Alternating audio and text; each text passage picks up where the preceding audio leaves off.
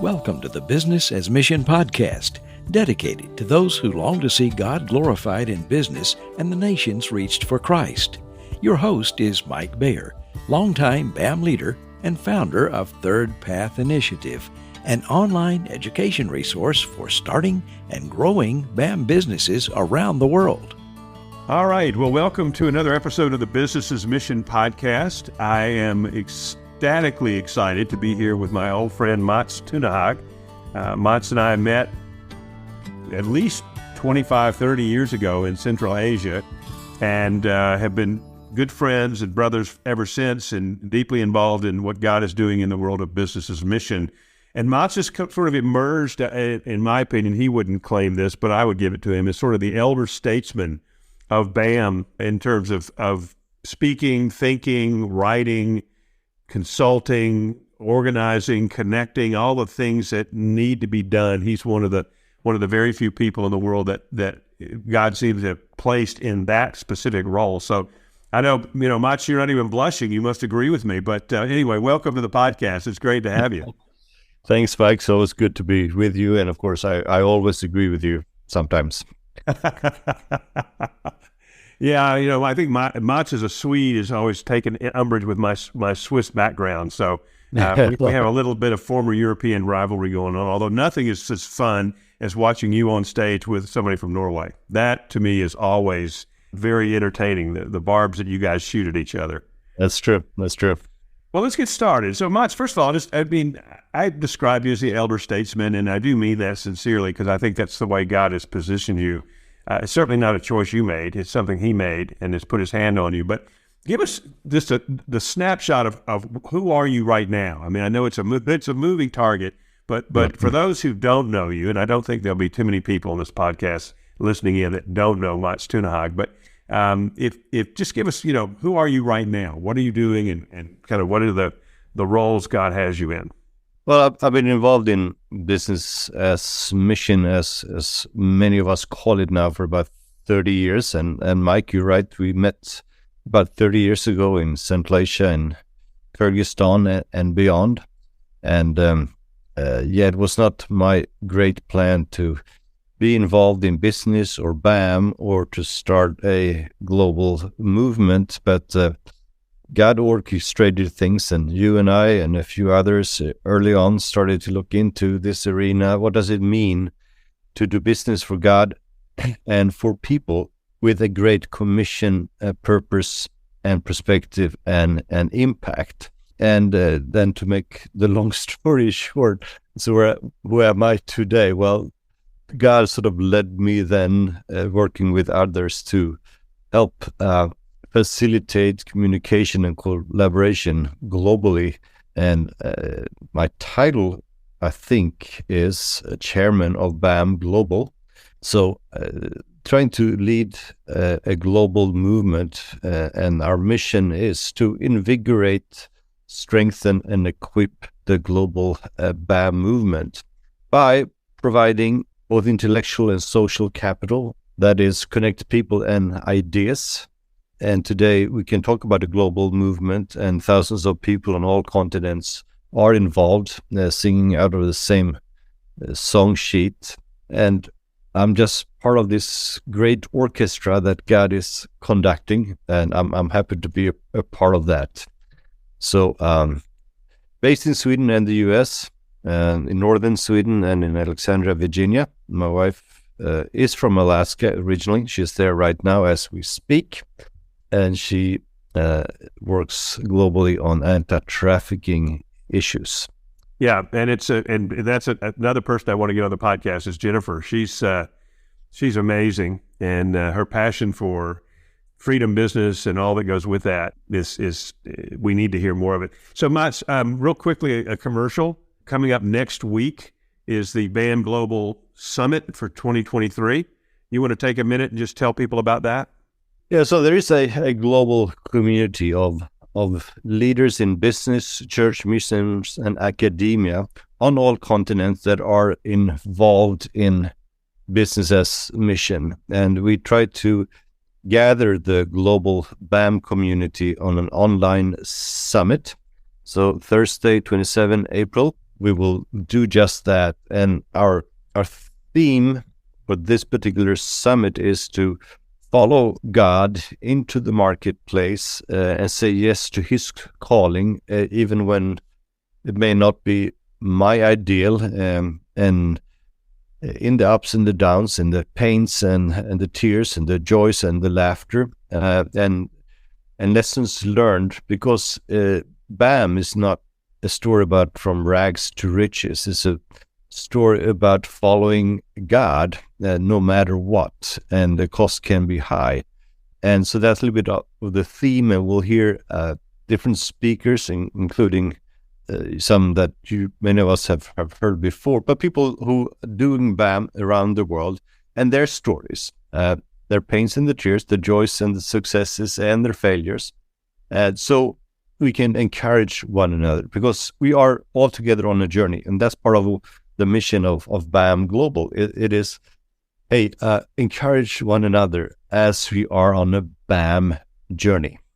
Yeah, that's one of the great things that's come out of BAM Global, which, by the way, for our listeners, you can learn more about it, businessesmission.com, as a good starting place to do your research. But the need for community and collaboration, encouragement in the greater world of BAM is so huge, because there really isn't any other place. There's no university that's taken the lead. There's no churches that have picked up this and run with it. I mean, many are involved, but as a community of BAM practitioners and resources and so forth, I agree with you, Mats. BAM Global has just really met a need that I think the body has. So I'm thankful for that, and thankful to be connected to it a little bit, and supportive of what you guys are doing. So let's get to the spirit of BAM stories. Give us a thumbnail on how you went from really ministry. You're the son of a pastor. You were working with, when I met you, we were working with InterDev. Many people don't even remember that organization. We just recently lost Phil Butler. We didn't lose him. He went to heaven. But that's what you were doing when we met. You were facilitating consultations around different places in the world. But the journey from there, it more into what you're doing now. What did that look like? How did God lead you? How did He teach you? Yeah, so I did partnership development, developed international partnerships of Christian agencies and churches around the world, focusing on different countries or particular unreached people groups. And I was involved in Central Asia while there was still a Soviet Union, the Soviet Central Asia, and then there were the Kyrgyz Republic and the Uzbek Republic, and then in December 91, Soviet Union imploded, and all these republics became independent countries, the Uzbekistan and Kyrgyzstan and so forth. And I had, back in the late 80s, been part of starting a global consultation focusing on this region, and we were looking at how can we mobilize people from all continents, Christians, to work together to make a difference in Central Asia. Now, what happened, of course, that younger listeners may not really recall because they were not around in 91, or is that in Soviet times, in the communist times, everybody had an employment. Unemployment in Soviet Union was 0%. But that did not mean that they had meaningful jobs, or that they produced anything in particular, or that they were well paid, or there were no consumer goods to buy. But when Soviet Union imploded, then one country became 15 countries. One currency became 15 currencies. One centrally planned economy became 15 countries who had to adjust to the global marketplace economy. And that meant, among other things, that unemployment and underemployment went from 0% to 30, 50, and 70%, especially in Central Asia, where you and I met, Mike, in the early 90s. And what we saw then, and what I saw, we had brought in hundreds of agencies to come in to work in the region, but none of them were equipped to or focused on dealing with this issue. What are we going to do when people don't have jobs? And and unemployment on that scale creates all kinds of social problems, labor migration, human trafficking, social dysfunctions that were enormous. There were whole villages and towns in Tajikistan with no male presence because they all left for Russia to work. So that triggered me to think, we need to do something. How's the gospel going to be relevant to these issues in a holistic gospel? Now, looking at all the Christian workers that have come in from all over the world, by 33% from Korea, they were not business people. So I spent a few years then talking to business people around the globe and business networks. What would it take for you to come with me to Central Asia, not to fund ministries, but to do what you are good at, business, so we can address this problem? Not just do any business, because the oligarchs and the mafia came very quickly and they did business. Yeah, like a switch of a light. light. Honoring and not good for people or countries. And so that's how I got started into it, and the ball started to roll, and we did for 10 consecutive years the Central Asia Business as Mission consultation, and then the ball started to roll. I got invitation from other countries and continents. Can you do something on this? And we did the first global think tank on business as mission, started 2002, which resulted in the Lausanne paper on business as mission and the BAM manifesto, and that catalyzed a global conversation and a global movement. So that's how God brought me into this, not because I had a grand plan. I just, hey, there's a need, let's do something. Yeah, and two quick points. One is Lausanne has a great library of BAM materials, the BAM Manifesto, the Wealth Creation Manifesto. There's a lot of good material there. And it's also now available in multiple languages. So I would encourage our listeners to go to lausanne.org and just peruse what's there. That's number one.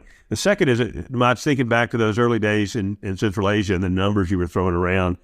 In Kyrgyzstan, for example, while the government said unemployment was 30%, it was in fact 70%, more or less, in the general population. And I want our listeners to think about this for a moment, because there are still places in the world like this. Myanmar, for example. I mean, this is not ancient history. This is not residue from the collapse of the Soviet Union. This is still a worldwide issue that feeds all kinds of social and spiritual dysfunction, as you mentioned. What we found, looking at that, was within the Christian community in the early days. In Kyrgyzstan, for example, there were less than 500 believers in the whole country. The unemployment rate was over 90%. So if you start to stop and think about what is it like to live in a society where only 3 out of 10 people have jobs, or in a struggling Christian community where only 1 out of 10 people have jobs. I mean, that's the reality. That's the need that is so real. So, yeah, I really want us to concentrate on that just as a movement. Mats, fast forward, because really we want to talk about what are you seeing today?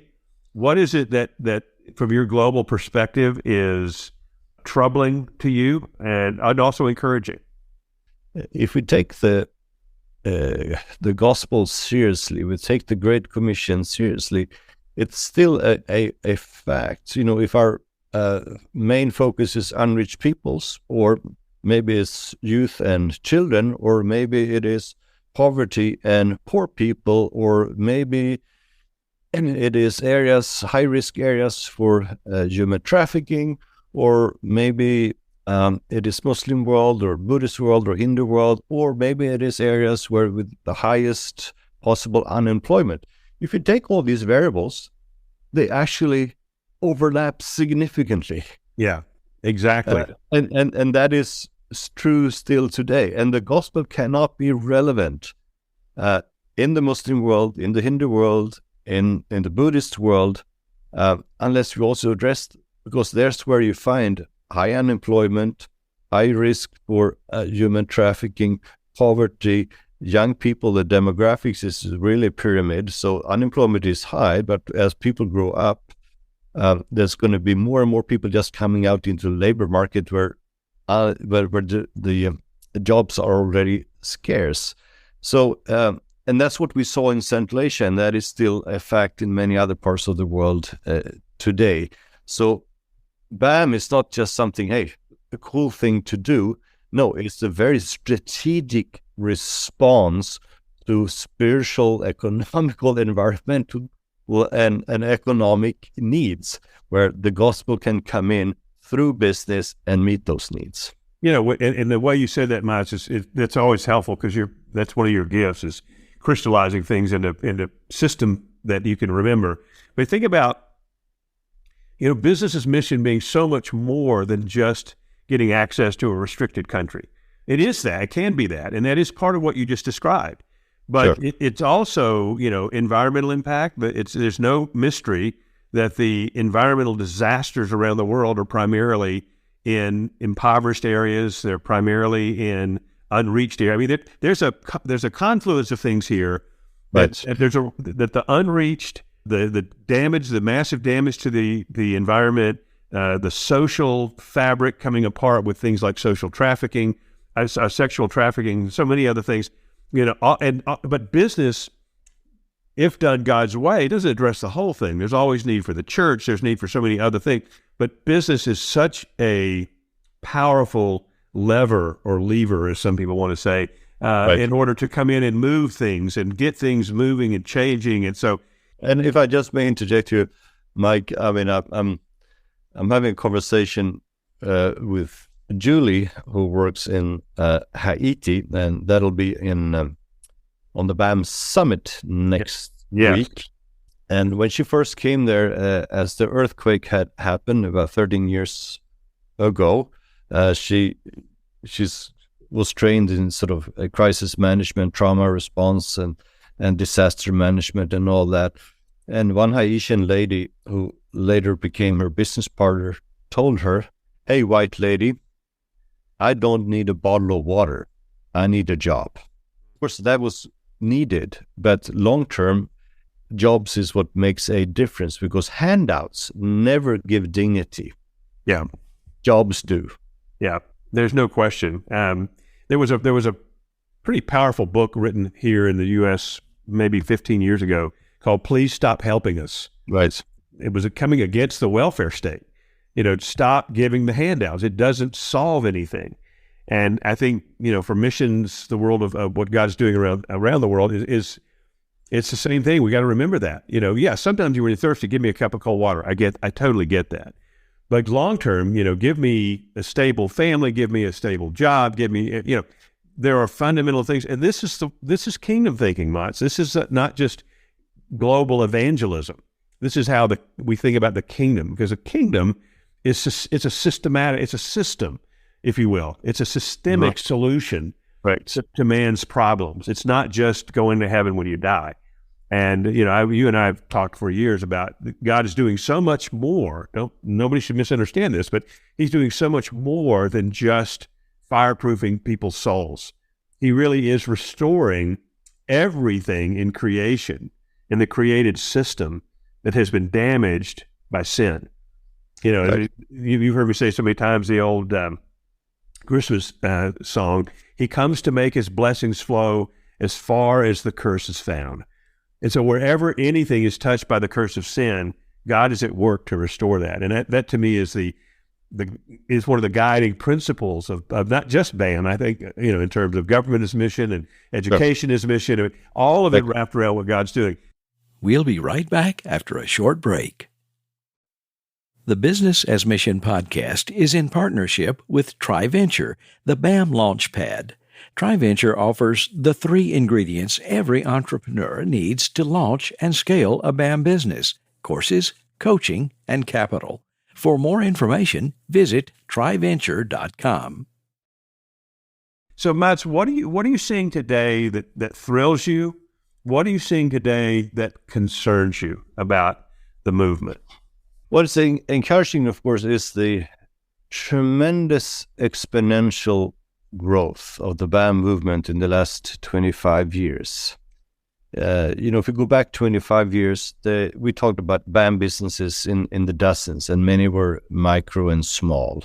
Well, today we can talk about BAM businesses in the thousands, in the small and medium-sized sector and beyond, even large. 25 years ago, there weren't really NGOs or mission agencies that have had adopted this and part of their strategy. Today, 25 years later, basically all of the oldest and the biggest mission agencies in the evangelical world have adopted and embraced business as mission. 25 years ago, this was fairly unknown in churches, but it is becoming more and more talked about, and churches and denominations, whole denominations, are actually adopting BAM as part of their calling, different from how they implemented them businesses, but they see they need to talk about it, preach it, encourage it, and so forth. And 25 years ago, you couldn't find a course on business as mission in general anywhere in the world. Today, there are many universities, MBA programs, colleges around the globe that are teaching business as mission. And there are whole MBA programs who are not just teaching a course, but they have revamped the whole MBA program, so everything is infused by BAM. And of course, that can't be that difficult. MBA, BAM, so it's just same letters. You just throw them around a little bit, and you get it. And today there are dozens and dozens of PhDs on business as mission, and there are countless of master theses on business as mission, even at secular universities and prominent ones like the London School of Economics on business as mission in Middle East and North Africa. So what we see, of course, is a tremendous global movement of God. And there are, as you mentioned, there are BAM networks, and there's a BAM Brazil, there's a BAM Canada, there's a BAM Norway, Netherlands, and Russia, and Southern Africa, and South Asia, and Northeast India, and there's one in Mongolia, and China, and Russia, and we can go on and on. And so BAM speaks over 20 languages today.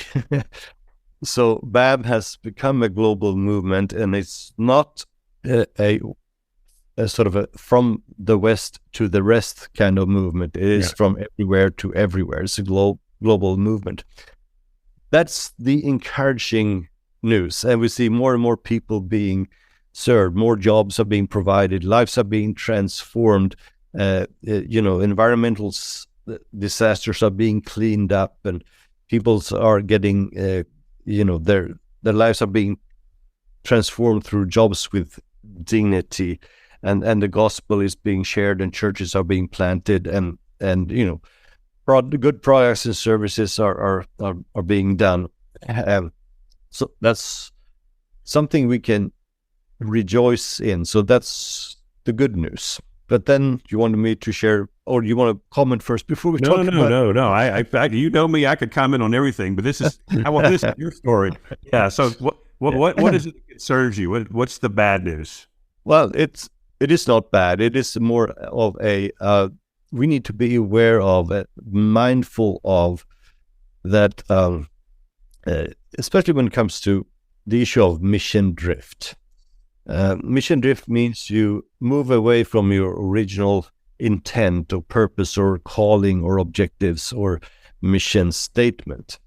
And that's nothing unique to BAM. That is something that can happen and happens all the time to the university, to a business, to a church. So this is a phenomena that does exist. Organizations, businesses, churches, universities, they drift from their original mission. Now, to change your mission doesn't mean you become bad, doesn't mean you become sort of mafia or something sinister. It just that you're something different from what you originally were. Harvard University had a very clear biblical view on education. They don't anymore, but it doesn't mean they're a bad university. They're just different. Now, the issue with mission drift that nobody ever plans for mission drift. It's not a thing you plan. It happens because you don't have systems or guardrails in place to avoid mission drift. And of course, what is the risk for mission drift in the BAM movement? I would say, and that the biggest mission drift is that we lose the Great Commission component of doing business. And what would that mean? Well, two things, and let me give you sort of a context in the background. Before the BAM movement emerged about 25 or so years ago, there were already marketplace ministries. There were Christian groups in business and at work, some get faith at work, looking at, what does it mean to be Christians in business or Christians in a particular profession. So we're not the first ones looking at that. And there are hundreds of them in the US alone. And there's one in Germany that started 120 years ago, for example, Christian in der Wirtschaft, a good group. I've been to most of their local chapters in the different big cities in Germany. But if we look at all these hundreds of marketplace ministries around the globe that do exist today and existed before BAM emerged, 99% or so of them are local. Doesn't make them wrong or bad. No, they're good. They're good, in general, good. BAM's unique contribution into this faith at work and faith and business movement is thinking, well, Jerusalem is good, speaking Bible languages here, but what about taking our business practices to Judea, Samaria, and to the ends of the earth, to these countries we described earlier and areas we described earlier? And not just to do nice ethical business, but with an intentional effort of manifesting God in the way we run our business and conduct our relationships in business. Because the Great Commission has these two components, among other things: to the ends of the world and making Christ known. Now, that's what is kind of unique to BAM's unique contribution, as it were, our USP, but it's also the one that complicates matter. But doing business is difficult. Doing business with Jesus makes it even more complex. But then doing business with Jesus to the ends of the earth, wow. Yep, exactly. That's not anybody's default mode. That takes an intentional effort. Now, the default mode for most people, maybe not for you, Mike, but for most people, whether you're a Christian or not, American or Swedish, doesn't matter. For most people on this planet, the default mode is to stay home, stay with your culture, your language, your food, your football team, your church, your club, whatever it is. Yep. That is to stay local. And it doesn't make people bad. It's just very human to stay local. And that's the default mode. The thing is, you never have to encourage default, because default by default is default. Write that down, listeners. Default by default is default. But BAM is challenging the default mode. And if we don't keep encouraging each other to go beyond the default mode, then the mission drift will happen by default to, hey, we're going to narrow it down, we become more local, and we may settle for just being nice Christians in business. And that's why it's so important, Mike, and your podcast is very, very important to continue to encourage us to think, hey, it's not just doing business in general. It's not just doing business as Christians. It is doing business with a holistic mindset, with a Great Commission perspective. So it's not that the BAM movement hasn't lost it, but because it is a challenging thing to include Great Commission into our business lifestyle, we need to make sure those guardrails are there, the encouragement is there. Otherwise, the default mode will most likely kick in. Does that make sense, Mike? No, I think it's a great way of expressing it, and it's a concern that you and I both share, that we will forget the kingdom component. We will forget the Great Commission, the disciple-making component. And it's almost like when you first started talking, Mats, about, the gospel with no jobs. We could go the other way and end up with jobs, but no gospel. Right, right. And so being able to come back again and again to this holistic view, and it is complicated. I mean, the moment you start asking a business person who loves God, tell me how you're making disciples in your business, they really struggle. And understandably, it's a very difficult question. It's not an easy question. Right. And I think we've got to constantly within the movement remind people of the whole program. Uh-huh. It's you talk a lot about the quadruple bottom line. There's the financial bottom line, the spiritual bottom line, the social bottom line, the environmental bottom line. I mean, that balanced scorecard approach is the best way I know to help keep businesses on track. Uh-huh. And we need, within the spirit of collaboration, we need to be holding each other accountable in a very gentle and loving way. Because again, as you said, it's tough. It is hard to do business. It's hard to do business as a Christian. It's certainly hard to do business as a Christian overseas. So it's easy to get swallowed up in that. Your mention of Julie, her story, which I know will be shared next week at the summit, but Julie's story is a great example of what God has been doing in a very holistic way in Haiti, and same thing, with others around the world that we'll be hearing from. So I'm excited about that. All right, I know we got to wrap this up because you have places to go. Give us a sneak peek of what Mats Tunehag sees in the future for BAM. What we've been doing in the last 20 or so years has been focusing on creating a common language around business as mission. Because without a common language, you cannot communicate. And without communication, you can't collaborate. And without collaboration, you can't create greater impact. So those are four things that starts with C, common language, communication, collaboration, creating greater impact. And we've involved over 500 people from 50 different nations in these global conversations around what is business as mission from a biblical standpoint, from a strategic standpoint, from a historical standpoint, from a church view, from a missiological view, and all that kind of stuff. And that's a result in the BAM Manifesto, the Wealth Creation Manifesto, 30 different plus reports on what is business as mission. And that has been a basis for the fact that there is a movement, because we're talking the same language, the BAM language.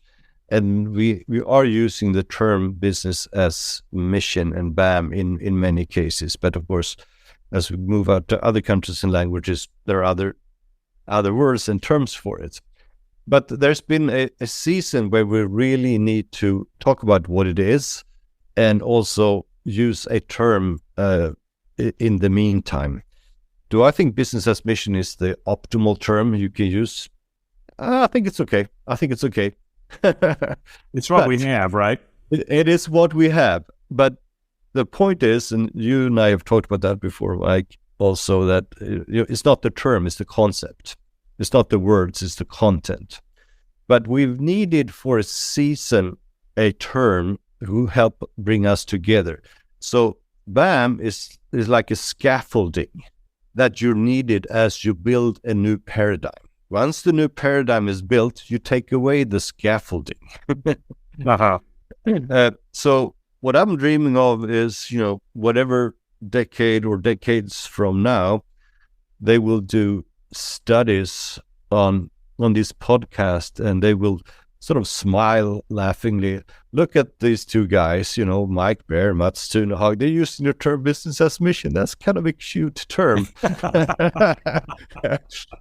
And then they'll say, yeah, nobody uses that term anymore because it's a new paradigm. It's a given. That's what we think. That's what we have actually embraced, internalized now.